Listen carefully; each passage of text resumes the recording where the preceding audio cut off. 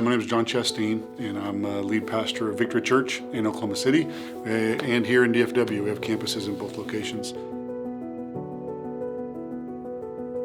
I learned about BKF through meeting Scott and Vanessa. I hadn't heard about it before, met them in different contexts completely, and then began to learn. They do a lot of different things, but began to learn about one of the great ministries that they had, and just the impact that it's having. When I met Scott and Vanessa, I became keenly aware of how I really was missing it in a lot of ways, where I wasn't really aware of the difference in the dynamics of family, the family dynamics of a blended family versus just a first-time marriage family. And what I love about BKF is what it brings to, obviously to families, right, directly, but also the resource to pastors. And how a lot of times pastors don't know how to talk about this because we can't relate to it a lot of times, and it's a great resource. Every blended family in some way, shape, or form represents some sort of brokenness, right? And maybe it's not even a divorce that went bad. Maybe it was a death. Maybe it was something devastating that happened. But there's some form of brokenness that comes into a new blended family. But they're not unique. We all have brokenness. Paul says that we hold this treasure in jars of clay. So the truth is we're all broken in some way, shape, or form. And so why would one person's brokenness be worse than my brokenness? And so we all bring the broken parts of ourselves into every marriage. I feel like the role of myself as a pastor and anybody in the ministry in BKF is to bring some form of healing and hope into that brokenness. And in this particular context, it's blended families and the context of all that. So I think it's a beautiful thing that BKF does in bringing hope and guidance and tools and resources to help us all become better husbands and wives and parents and children and aunts and uncles and all the things that it takes to make a blended family happen. We serve a God of second chances and third chances and fourth chances, and by the grace of God, we all need those chances. And I think blended families are a great picture of that,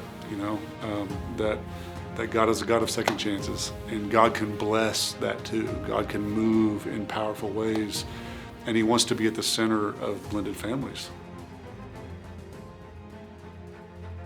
Many times there's a whole nother subset of leaders that don't start, build, grow. They restart, they rebuild, they regrow.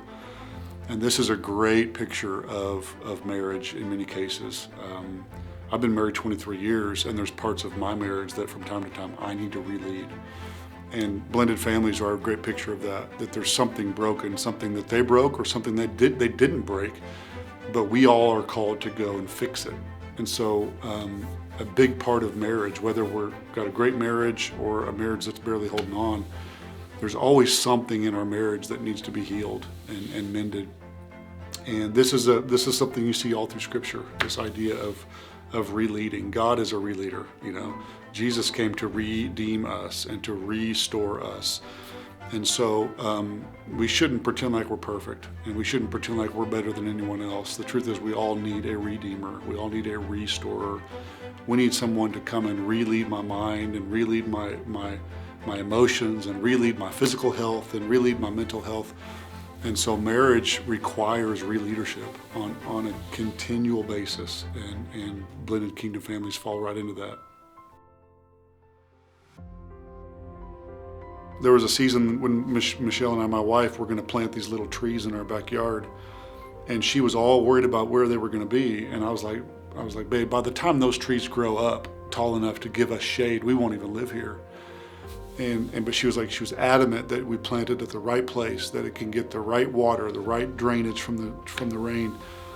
And what I love about that is I was very short-sighted, right? I wanted to benefit from these trees that we were planting, and because I wasn't going to personally benefit, I wasn't that worried about it.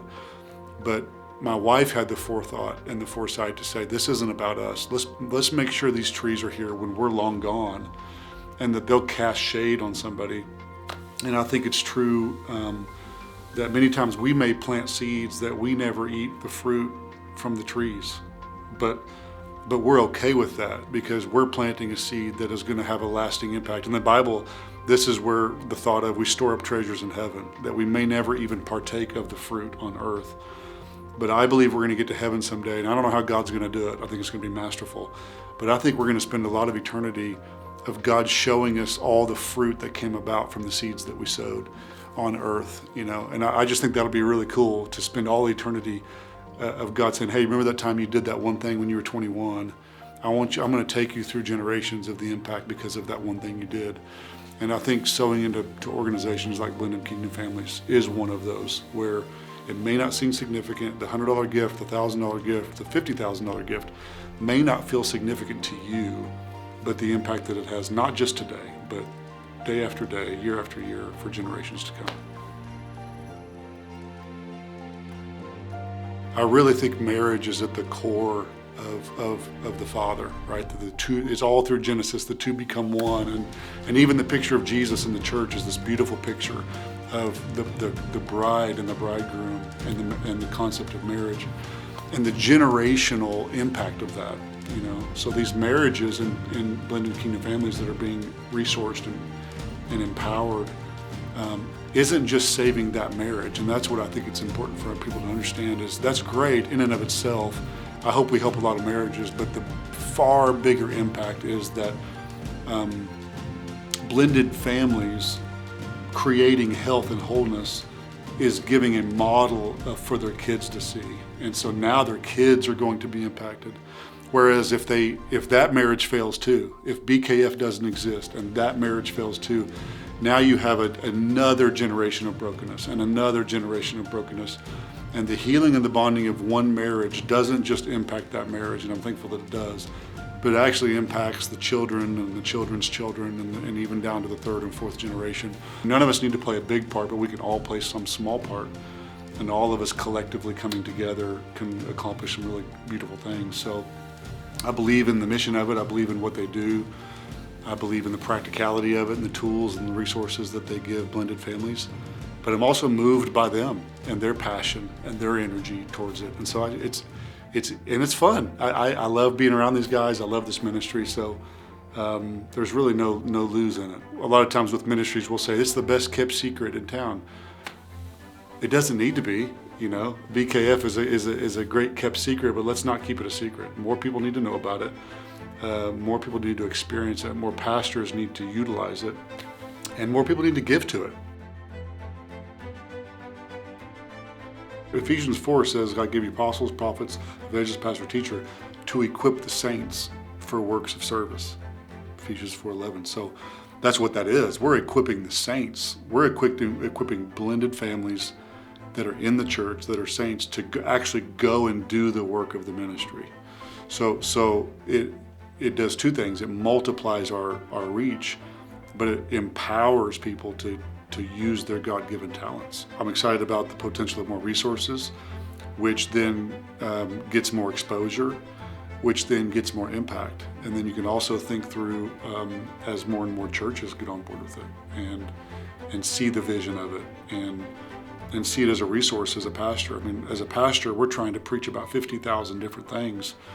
Well, we have these great organizations like Blended Kingdom Families that are a great resource to us to empower groups in our churches, where we may not be able to be preaching to the blended families on a continual basis because of so many other things. Well, we could release these resources into our church for our blended families that are doing ministry to people that we aren't reaching on a week-to-week basis. So it's a great resource all around there. Yeah. A seed sown at Blended Kingdom Families is a seed that will produce fruit for generations after generations after generations.